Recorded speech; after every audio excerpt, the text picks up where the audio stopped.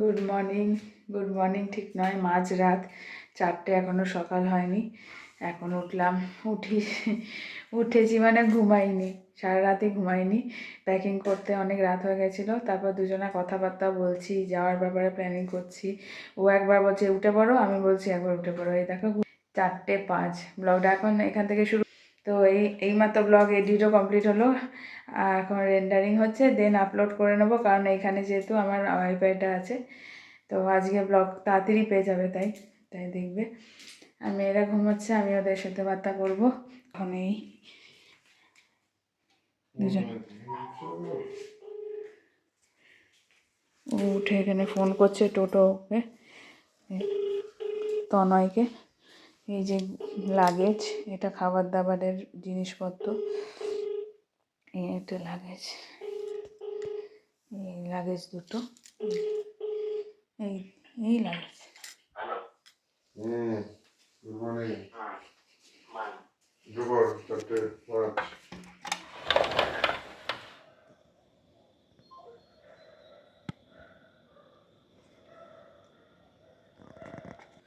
চলো সারাদিন দেখতে থাকো, আজকে ভালো ব্লগ আসবে তোমাদেরকে। চলো সাথে থাকো। মামা, আমরা রওনা দিয়ে দিয়েছি। কোথায় যাচ্ছি? কোথায়? গ্যাস দা ট্রেনে করে কোথায় যাচ্ছ? টোটোতে মামার বাড়ি। সবাই আমরা রেডি, তনয় টোটো করে যাচ্ছি। এই যে ইনি বিশাল তাফাল করেছেন। চলো যাওয়া যাক।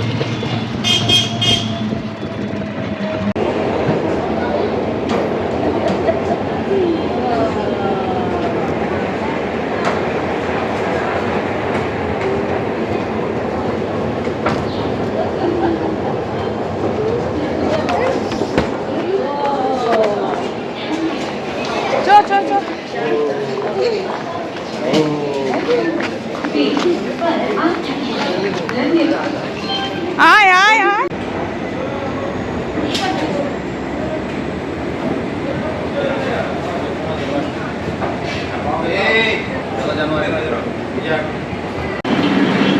এসে গেছি, এখন শতাব্দী এসে গেছে, উঠবো। দাঁড়িয়ে আছি আমাদের C6-এ। আয় আয় আয়, আসেন।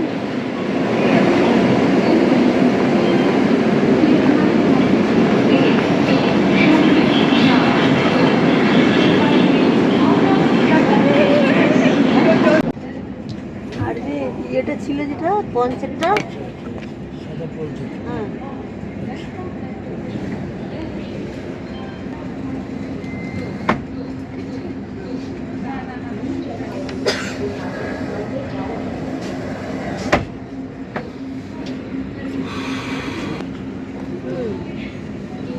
ট্রেনে উঠে পড়েছি, অনেকক্ষণ হলো। ঘুমাচ্ছে, আর হলো মাম্মাম জেগেই আছে। ওর বাবা ঘুমাচ্ছে, চায়ের পিঠ দিয়ে গেল, এখন চা খাবো। আস্তে আস্তে সকালও হচ্ছে।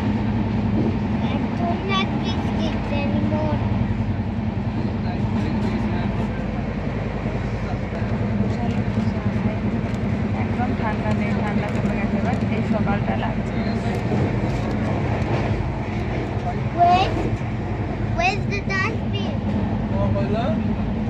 রাখো।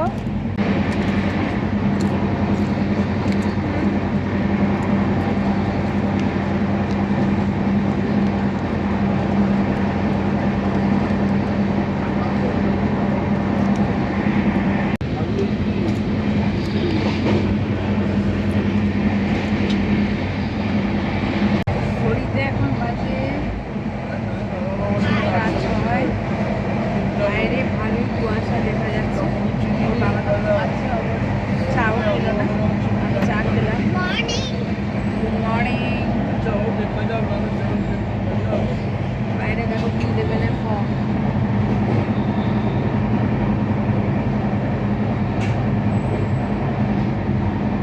নষ্ট করো না, ওরা ক্লিন করে নেবে, এগুলো হাত দেও না। তুমি চিপস খেয়েছো, চুপচাপ শুয়ে থাকো। পুড়িয়ে বাইরে থেকে কিছু খাবে না, এটা বাড়ি নয়, শুয়ে ভালো।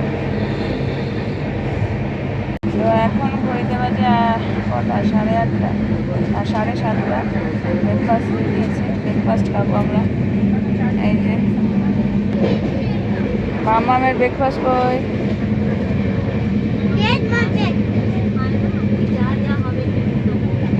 দাঁড়া, আমি রেডি করে দিচ্ছি।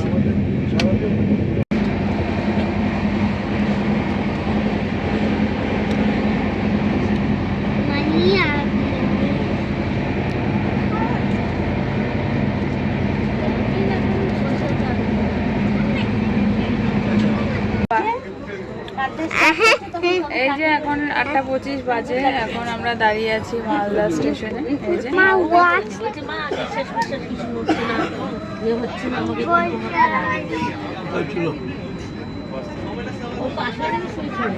এটা চোখে কোনো ঘুম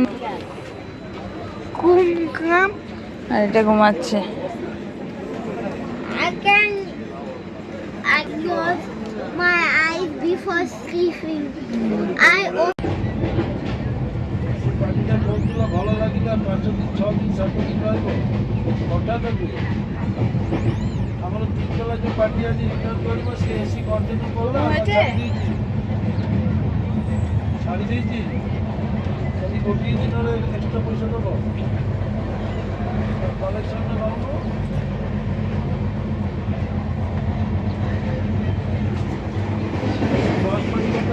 আজ রাত্রিরে নবরূপ রানা দিল তা পার্টি নিয়ে যাইছিলা, সে যা হোক পার্টি আসছে।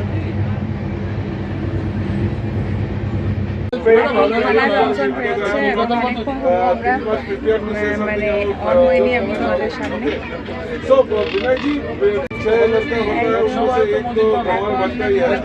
খানা জংশন বেরোচ্ছে,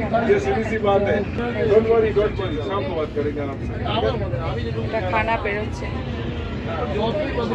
এখানে মাম্মা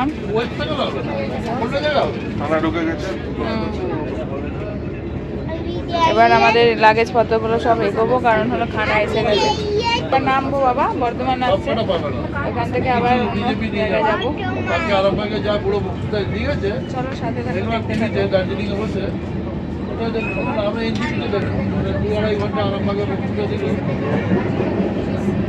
আজকে শুরু কি হবে 4 তারিখে On the way to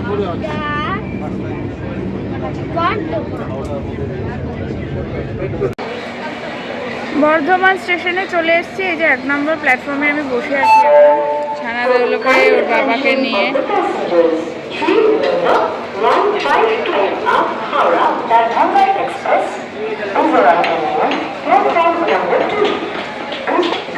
এই যে বসে আছি এখন, একদম ওয়েদার এতটাই চেঞ্জ যে আমি একবার ভাবছি যে এদেরকে জামা কাপড় একটু হালকা করতে হবে। আর সকালে বেরিয়েছিলাম বেশ ঠান্ডার ওয়েদার, রীতিমতো গরম পড়ে গেছে, গ্রীষ্মকাল।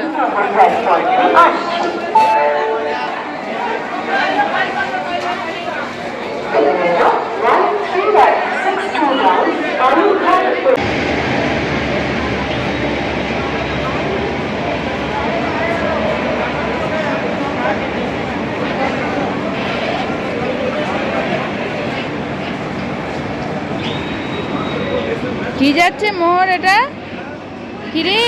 এটা কি মামা? কি এটা?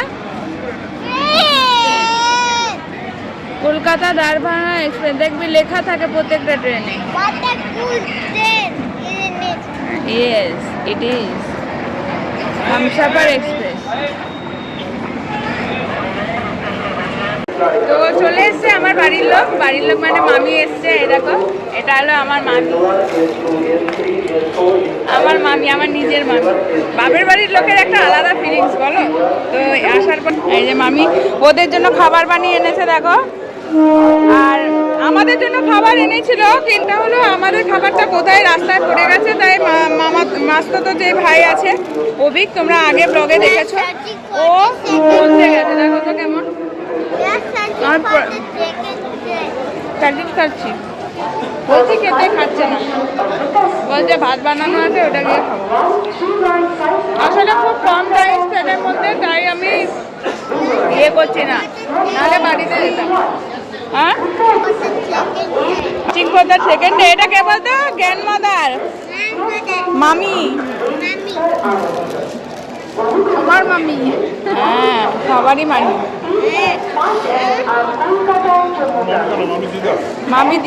মামি দিদা।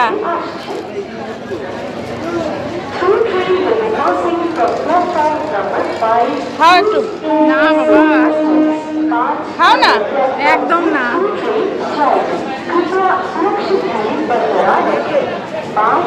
না না, আসবে না কোলে যায় মন মর্জি। আয় বাবু, আয় বাবা।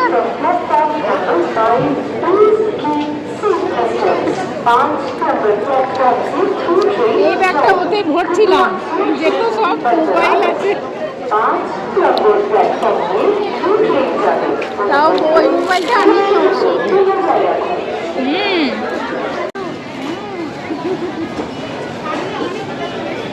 পরীক্ষা হয়ে গেছে, কমপ্লিট।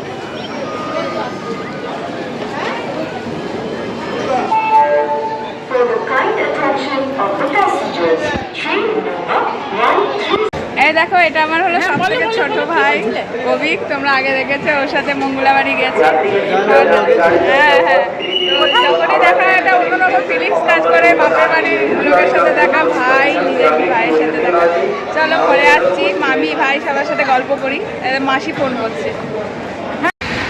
আমরা নেক্সট যেটা ধানবাদের সাথে কানেক্টিভ ট্রেন আছে বর্ধমান থেকে, সেই ট্রেনটায় উঠে পড়েছি। আমরা শক্তিকুঞ্জে আছি এখন।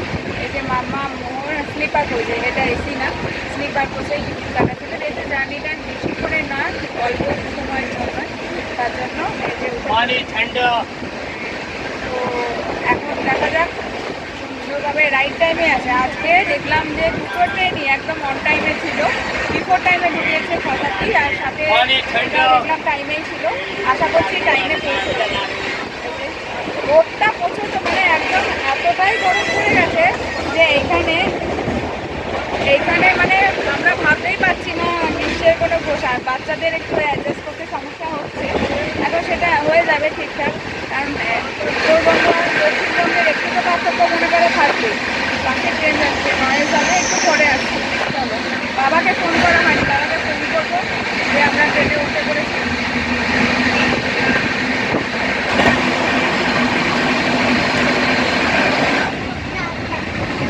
দেখো কি প্রখর গ্রীষ্মের রোদটা পড়েছে, দেখেই বোঝা যাচ্ছে। মোটামুটি জ্যাম প্যাক চারিদিকে।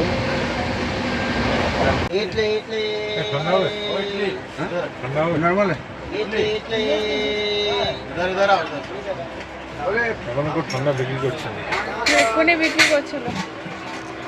এখন দাঁড়িয়ে আছে দুর্গাপুর স্টেশনে, অনেকক্ষণ মনে হয় দাঁড়িয়ে যাচ্ছে। দুর্গাপুর দেখতে পাচ্ছ? হ্যাঁ, এত রোদ গরম।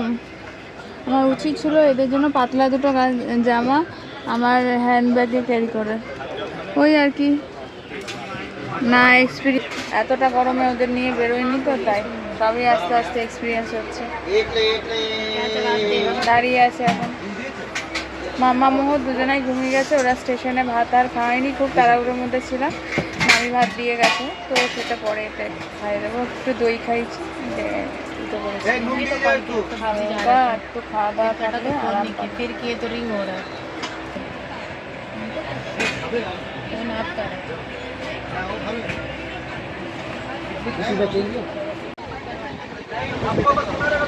রানীগঞ্জ পেরিয়ে গেল, এখন আবার এগোচ্ছে ট্রেন, আর আমরা এখন খাচ্ছি সোমবার।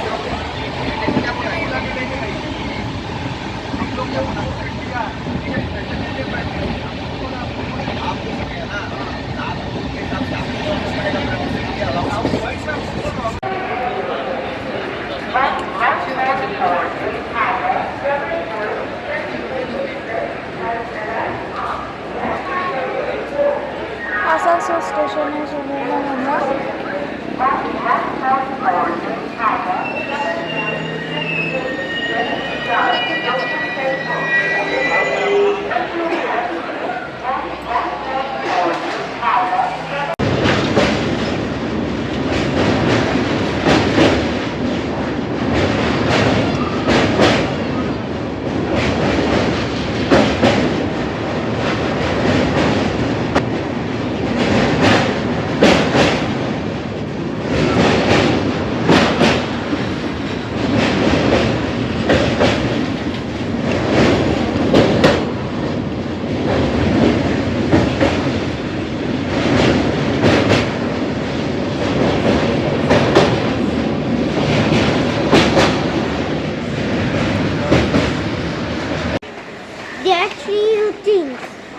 ধানবাদ এসে গেছি, ওভারব্রিজে নামছি এখন। Afternoon and evening.